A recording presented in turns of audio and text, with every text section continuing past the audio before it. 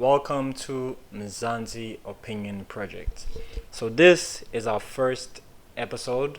My name is Tumelo Mtembu, and I'll be one of two you'll see more in this channel. So we are currently on YouTube right now. Maybe you'll see this on Instagram. Maybe you'll see this on Twitter. Maybe you'll see this on TikTok. But on this channel, we'll be looking at certain articles and then we'll be discussing and then sharing our thoughts on these articles. The whole purpose of this channel is to get the youth more involved in social issues. So we'll be trying as much as possible to cover as much as we can when it comes to social issues. And hopefully you can join us on the journey. We have a gambling crisis in South Africa. An article by Business Explainer. What we see here is we see an estimate of 50 million rand is spent on illegal gambling by South Africans. Almost half of social grants and also NSFAS, so social grants, SASSA and NSFAS, the youth is spending on gambling. Almost half of these allowances are spent on gambling. On the surface, this looks like a great initiative, right? Because what is a bookmarker? A bookmarker or a licensed bookmarker is legally approved betting company. So these are betting companies coming together, right? South African Bookmakers Association is those legal betting companies coming together, seeing that, hey, there is a problem, a gambling problem, at least an illegal gambling problem, where they are losing money and money is going offshore instead of here in the country, which is a problem. And I was scrolling on Twitter, and as I was scrolling on Twitter, I came across a case where Hollywood Bets, it was Hollywood Bets versus particular individuals. It showed Capitec, it showed Standard Bank and all these things, but those were, like for example, if I have a Capitec account, a bank account, then that's why it showed Capitec. So these people use different accounts, banking accounts. So what was happening in this case?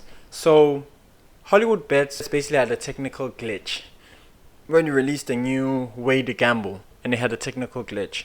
So these individuals noticed this technical glitch, and what would that individual do if they see a chance to actually exploit the system is to definitely take advantage. What this technical glitch was is that they were able to place bets without losing money themselves but gaining money. So they could bet, but if they lose, no money leaves their account. So Hollywood Bets noticed this glitch, and when they noticed this glitch, that's where Hollywood Bets began to sue them. And as Hollywood Bets began to sue them, they won the case, because for obvious reasons, the whole purpose of betting is so that there can be a risk that you might lose something. Otherwise, if there's no more risk to lose something, then it's not betting anymore. It's just a guarantee win. So those bets did not meet the definition of what a bet is. So they won. But here's the bigger problem. The bigger problem is we can see these two pictures. First picture, I'll show it on screen. The first picture, this picture is from the Financial Sector Council Authority. So 60% of problem gamblers in South Africa lose their homes due to debt. 40% of gamblers facing financial ruin have their cars repossessed. 30% of bankruptcies in South Africa are related to gambling debts. Insane. Let's look at the second picture, right? So this picture is from the National Gambling Board. We see on the x-axis, right, so 2021, 2022, 2023, 2024, 2025, that's a year. And then we see on the y-axis of 500, 1000, 1.5, 2000. So those are the rands and those are the years. And we see gambling growing from 2021 to 2025. It's a whole linear graph. we see that there was 40% compound annual growth. And if you look at the side, what does it say? It says 50% of South African household income on sports and recreation is spent on gambling. Guys, think about this. 55% of a household income is spent on gambling. 52% of working South Africans gamble, mostly popular with men aged 30 to 49. 213 plus percent 1 year stock price performance of Super Group Ltd. So their stocks are increasing. They're gaining so much.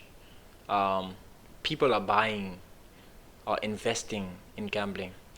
500% the increase in South African problem gamblers since 2017.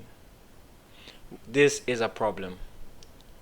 And I think something that we don't notice is that this is the bigger problem.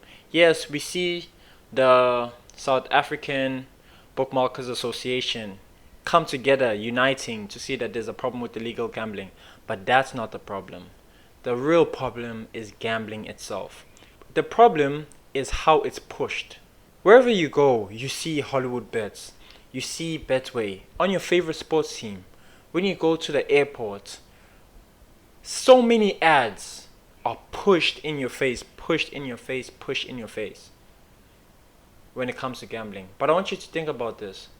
There was a time where in South Africa, we would see cigarette ads. But then they stopped. Why? If it doesn't affect anybody. And because it actually does affect people, these ads. So that's why they stop, because they're influencing you to want to get something. Like for example, when I was growing up, I used to see alcohol ads. I mean, you'd watch Generation, you'd watch Inspire, you'd watch so many things, and so you see these ads. And when you see these ads, like for example, Castle Milk Stout, right, Amarula, these alcohol ads, those drinks look delicious. They're like, wow, okay, this is like milk and it seems like great, it seems delicious. Have I drank? No. But as a child, I wanted to drink these things because they just seemed so enticing. And so we see how influence plays a huge role. Even when you look at these ads, it's always as if they are losing. Like, man, like they sell the dream so much as if you end up like, dang, I get to win a car, I get to win this.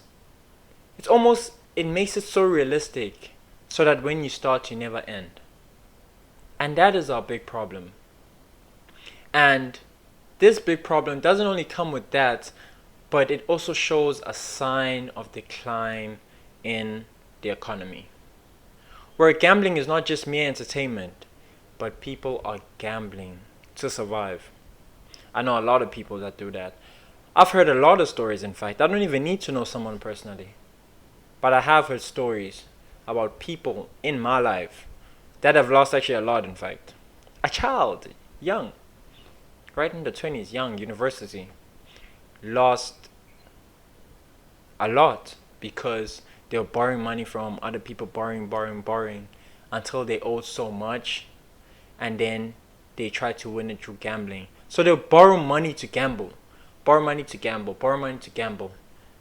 because thinking they'll make more, but they actually lost it all. To a point where it was even like 20K. And then the person just dropped out of school, left. So many other people. So many stories that we hear. But this is a sign of decline in economy. So what is the current solution? Well, the current solution that we have, or that the government was able to impose, is a 20% tax on online gambling. So recently, NSFAS cracked down on online gambling. And there are articles that show that there was a partnership to make sure that the funds don't be used for gambling. And those are the current solutions that we have. But I think the best solution, or one of the solutions that we can implement that can create a drastic change, is making gambling not so available. Online gambling and also these gambling ads. This is the crisis that we have in South Africa. But let me know what you'll think. Do you think the house always wins?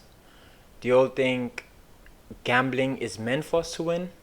What is the whole purpose of this, and why are South Africans even gambling? See you in the comment section. But that is all for me.